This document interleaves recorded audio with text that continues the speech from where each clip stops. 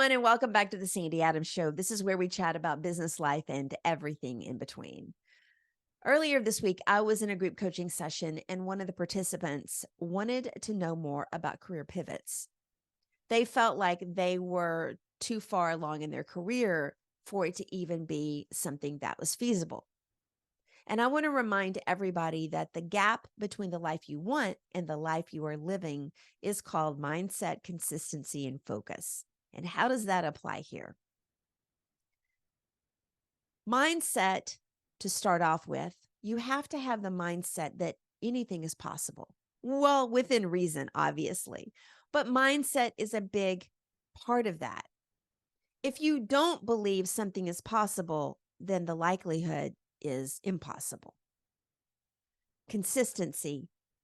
You have to be consistent about the actions that you put into whatever it is that you are trying to do. And focus. You have to be focused on why you're wanting to do it and how you need to do it and the steps involved in order to do it. Now, this question about career pivots later in life has popped up often, either directly or as an underlying question in something that someone is asking me. So obviously, if you're an accountant and you want to be a heart surgeon, the chances of a full pivot are pretty slim. But if you're an accountant and you want to be a teacher, the chances are much greater. How is that possible? Because the technical skills are already there. The technical skills of what an accountant does, accounting, bookkeeping, all those things. You already have that technical aspect. So now you just need to learn how to teach. The key to career pivots can come in 3 stages. First, you absolutely need to identify what it is you want to do, what it is you want to pivot into. Now, you may not have a complete idea, but you need to start looking at the options that you have. And this is where mindset plays a part, because so often what I see and what I hear is that people start thinking about, they start dreaming about these things that they want to do. And then when they start researching it, that mindset shuts them down. And they're like, I can't do that. That's just too much work. You can't let the mindset start drifting then. There is no harm in investigating and researching all the options available to you. Now, when I was talking with this person in the group coaching session, he actually was shutting himself down as he was asking me the questions, because in his mind, he was already assuming that that was not even an option. Now, the second stage is to look for the bridge from who you want to be to who you are now. Now, for the accountant, she has the knowledge. She just needs the experience in teaching and working with kids. So how can she start off doing something that bridges the gap from where she wants to be to where she is now? A great suggestion for her would be to volunteer with the local junior achievement organization. It's all about financial education for kids. Volunteering there, they're going to teach you how to go in. They already have all the lesson plans designed. They go in and they walk you through how to teach those lesson plans. They just need you to have the knowledge of the financial aspect. In fact, they even have lesson plans. You don't even need to know the financial aspects of it. They walk you through and teach you how to do that.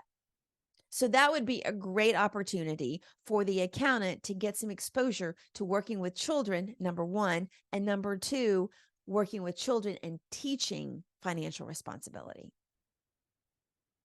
And then you can see if you want to pursue that more down the road. Maybe you're happy with volunteering and that's all you want to do, but it gives you a taste of it.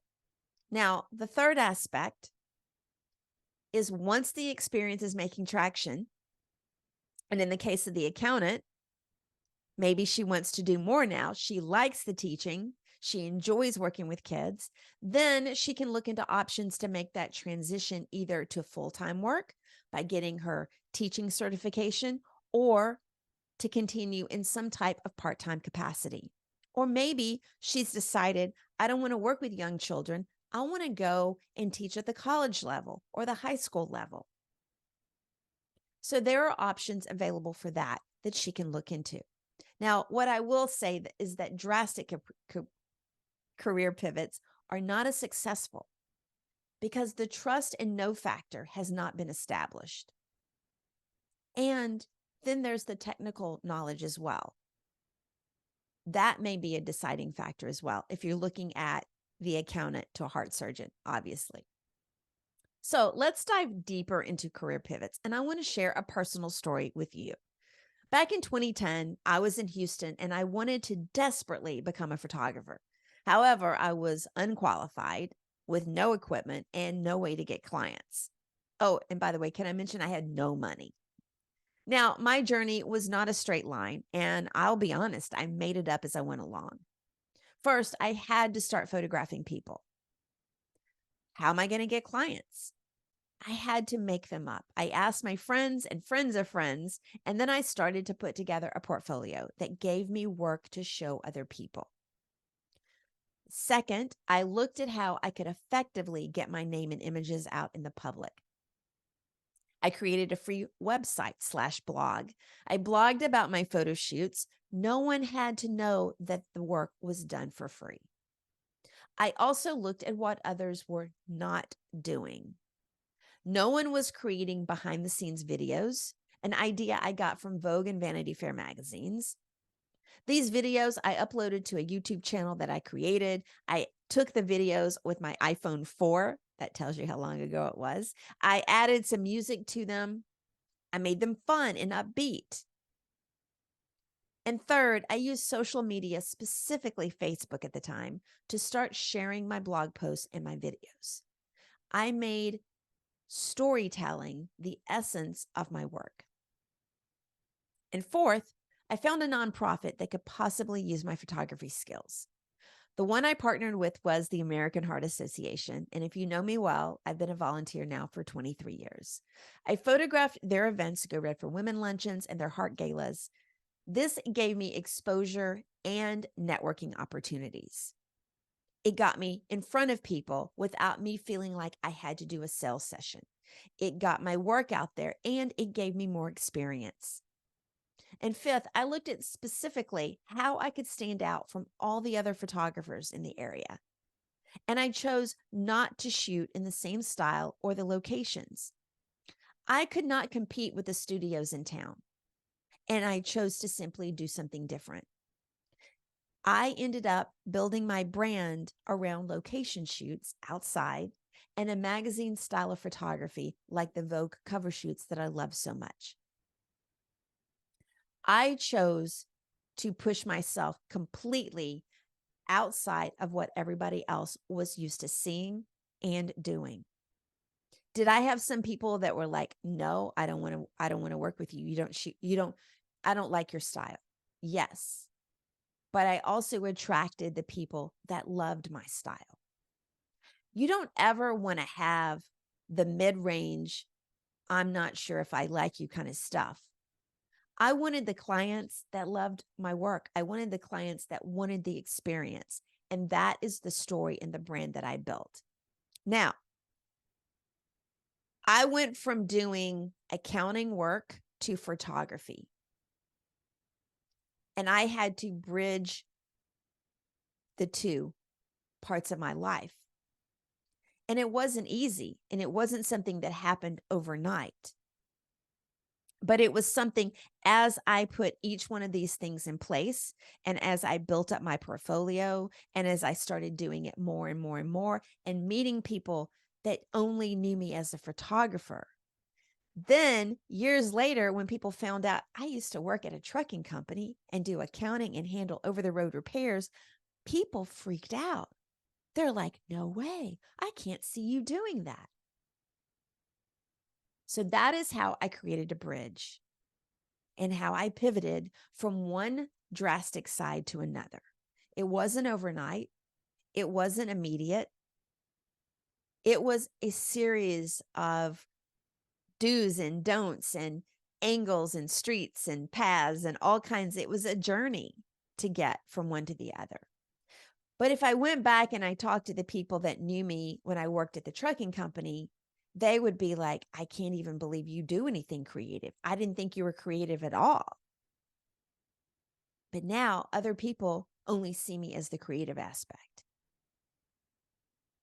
Career pivots are possible. I see them all the time. But if we go back to what I said at the very beginning, the gap between the life you want and the life you are living is called mindset, consistency, and focus. If there is something that you want, that's at all possible. Get that growth mindset. Be consistent with your actions and focus on the path that you want to take. The other thing I'm going to say is that be open to opportunities. Keep your eyes open to opportunities. My path was not completely planned out. And there were times when I pivoted just a little bit because I would see an opportunity and I'm like, I need to take that opportunity. I need to take that exit to get on another interstate. And it's going to be okay. Mindset, consistency, and focus. The gap between the life you want and the life you're living is based on those three things. If you have questions, you want to know more, I'm happy to help you. Send me a DM, comment on this podcast, whatever it is, send me an email. Go to my website, sandy-adams.com, to learn more and get my free resources on there. Until next time, have a great rest of the week.